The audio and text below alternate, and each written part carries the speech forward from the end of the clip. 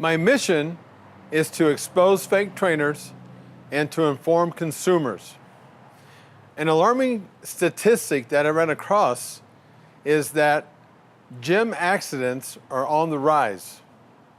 Now, as a personal trainer, one of the things that I always try to do was to make sure I gave my client the best workout possible, but to also keep them safe inside of my facility, under my direction. So what we're doing now that's the problem. So the solution is for us to make people aware through other people's stories. We have someone today here that had a bad experience in a gym, and he's going to tell his story in his own words. His name is Zach. Okay, Zach, so the question I have, first of all, is when you were training at this gym that you were at, and we're going to go ahead and cite the gym because it's important that we clean the industry up if there's anybody in that industry that's not keeping people safe. So first of all, in the gym that you were at, were you working with a trainer or were you working inside the gym? Just on your own, and then there were maybe trainers there to spot? Which one of those, just to clear that up? I was just there on my own, just training myself. Okay, so you're there. How long have you, at this point, when this happened to you, how long had you been training? How many years would you consider yourself a beginner, intermediate? What would you say, your best guess? Intermediate. Intermediate, okay. So you're inside this gym, and let's go ahead and just for the sake of, again, I have no issue calling trainers out. I have no issue calling gyms out. And so first of all, where were you training? I was training at InShape. Okay, in InShape, okay. So InShape, for those of you who don't know, it's a place where you can go in, you can train on your own, you can train with personal trainers. So what was the exercise that you were doing when this happened? Flat barbell bench. So flat barbell bench, okay? And maybe before we actually talk about more about what happened, Zach's accident that he had actually resulted in him having a stroke, interestingly enough. And now we're going to talk about how that happened. So you're doing a flat bench, okay? And was it your first set, second set? It was my last set, it was my fourth set. Fourth set. So would you say that with each set that maybe you were increasing weight, or? Yeah. So it's pretty heavy. Yeah, I was over 300 pounds. Over 300 pounds, okay. Now let me ask you this. Was there anybody there that you could ask to spot you? Or my question is, if you're doing 300 pounds, unless you're very accomplished, that's pretty heavy weight. And so you were doing this by yourself, is that right? Well, I had got there and it was really packed, just full of people, and I was waiting for a bench to open up, and I was going to do, my idea was I was going to do 4 sets of 8 at 185 pounds, but this guy was like, hey, you want to jump in? And I was like, yeah, sure. And I didn't want to be like changing his weight to interfere with his workout, so I just thought, I'll just do yours. Yeah. Whatever, no big deal, I can do it. So instead of, like you said, this is really interesting because, Zach, you were just basically as concerned about messing somebody else's routine, rather than maybe paying a little closer attention to how and what you were doing, and maybe that you should have had a spotter. The guy that you were sharing the bench with, I guess at that time, did you ask anybody to spot you? Or we were spotting each other. I see. So you were spotting each other, and this is when. Tell me exactly what happened in the actual event.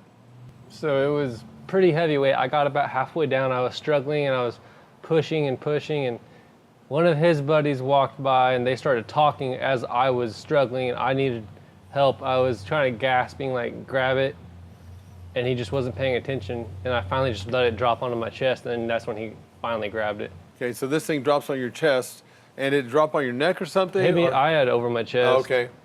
And then now, how are you're saying basically, or claiming that that incident right there was something that caused a stroke, is that right? Well, the way it was because I'm so long and my body, I didn't feel comfortable because usually I worked out alone. I didn't always have a spotter. So I would get my shoulders and the bottom of my neck at the very edge of the bench, so my head was not supported, and was pushing in that situation where I was struggling so hard. My neck started going back, my head started going back, like trying to dig in for like support, I don't know. And then it was doing that so long. I was training like that for so long, and because I'm so tall, everything in my body is stretched so much naturally because of my length.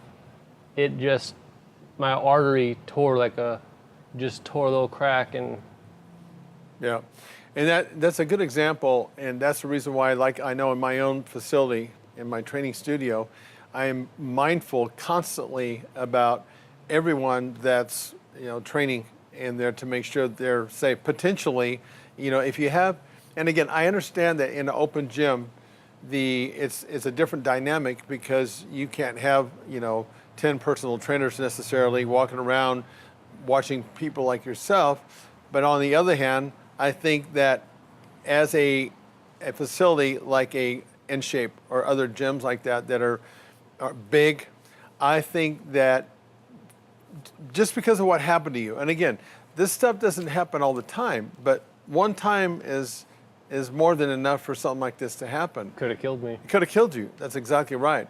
So my thinking is that when you're inside of a gym, I mean, with the statistics being on the rise, as a parent, I wouldn't want my kids in there. First of all, the younger teenage kids training, because they have no idea. They're everything's about ego, especially for the males, and they're going to try to lift heavy weight, and that immediately that puts them at risk. But I'm looking at it from the side of, if I'm a gym owner, I want to make damn sure that that everybody in my facility is safe. And again, it's not uncommon for a buddy to spot you, but this is somebody that you really didn't know that well. Is that right? Did not know at all. Okay, now that right there, that is a potential issue. And again, I think that when you're inside of a gym like that, I think that the owners, and in this case the InShape, they should be mindful of that and have their trainers trained to be looking out for things like that. Do you ever see, like an InShape, for example? Because I've never been in one, to be honest with you. I've always been in my own places. But do you see trainers walking around, just as a general rule, do you see trainers in a place like that are just generally walking around and paying attention to things like what you're talking about? No, the only time I ever saw a trainer walking around without a client, they were usually not working. They were getting their own workout in. They were just keeping it themselves. Okay, but there are trainers. Do they have trainers in places like that their job is just to, or are you saying that to me? Do they have trainers that just walk around doing that, or just generally they don't? It's either you're a personal trainer working inside that gym, or they don't have any other trainers that are watching out for people like you doing these exercises. Yeah, no. The only time I ever had any kind of guidance is from some guy that just was like nice enough to be like, hey, you're doing this, but this is the way, this works for me. Doing this exercise this way works for me. And a couple of times I picked up on that and I actually put that into my routine. Yeah, and and like I said, from my standpoint, as somebody who owns a business, to have, that just poses such a liability to that gym, because, okay, what if that guy is not really good at spotting? Because in this case, he wasn't. No. As an owner, I'm relying basically on your experience as someone who is helping you to keep you safe. I don't think that's being mindful of my business and mindful of my client. The other question I might have with you would be, when you first signed up at a place like that, did they talk to you about gym etiquette, whether you were intermediate, advanced, or where you were in terms of your experience and training? Did they ask questions like that when you signed up? No, they did not. They did not. I didn't go in there and sign up. My parents paid for it because at the time I was like 19, and okay, my parents are paying for it. And my dad gave me the rundown of, he knows what to do. He knows how to work out. And I just would read magazines like Muscle Fitness and stuff, and just read those magazines, learn. But nobody that worked there ever said like, you're doing this wrong, or like made sure that everything was safe. Yeah. Because I would see high school kids go in there. They'll have like their Mount Whitney, Redwood, whatever, like their passing league stuff on. They're working out, but I would sit there like, they're gonna get hurt. Like they see guys that I wasn't the biggest guy, but they'd see guys like my size lifting a lot of weight, and they would think they can one up me. And it's like, dude, you weigh 105 pounds. Exactly. Like it's just ridiculous. Well, and most of the injuries that happen is because of somebody not doing an exercise with proper form and knowing actually what they're doing. And it really pisses me off, when I hear stuff like this, because, if you're really concerned about your members in there, then you're going to make sure you're concerned about their safety. And I would think that if nothing else, when you signed up, I don't care that your dad signed you up, okay, but you're a new start in my business. I want to make sure that you understand a few things, gym etiquette. In other words, have said, look, Zach, if you're ever training in here and you need some help, reach out to us, because we'll provide you with some training, or somebody, in this case, that can help you spot.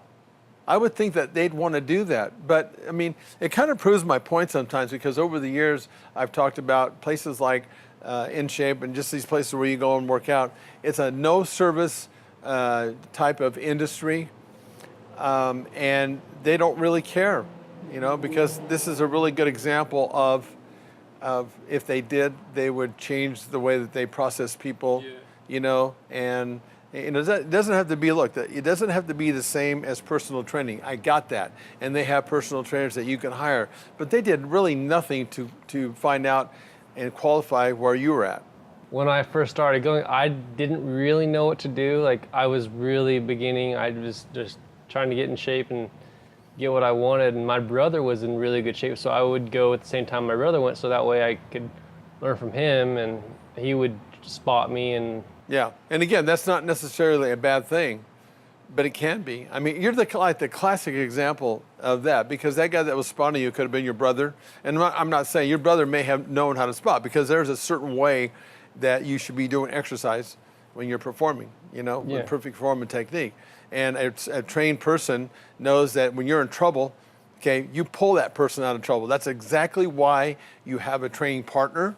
And that's exactly why when you're about to do something that is a little bit too heavy, I'm not going to say that maybe you weren't didn't have some responsibility in this, but you were using a spotter. But I think sometimes, just knowing from I've worked out a lot in Gold's Gym in Venice, there's a certain amount of intimidation factor, if you will. It's like, I don't know how comfortable I would have felt trying to find somebody that worked there to help spot me. I would almost feel, and I'm not saying that this is the way you felt, but I would almost feel that I'm being kind of a nuisance, a pain in the ass to ask somebody to come over, especially when they don't have people that are just normally walking around to help train.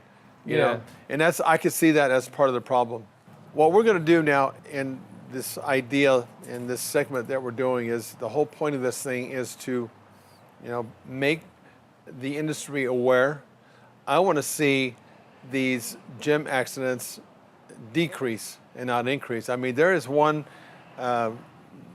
gym that is, for every, I'm trying to think of the statistic, for every 1,000 hours in this particular gym, it's not InShape, by the way, there's 3.1 injuries for every 1,000 hours. It's scary, and that's just not acceptable. And that's what we're here to do, is get people's stories so people can put a face to this, other than just saying, look, in the industry, people are getting hurt. No, now we're seeing this, putting a face to what's actually going on in the industry. So anyway, I appreciate you coming to share your story, and maybe we'll do this at another time again. Thanks for coming on.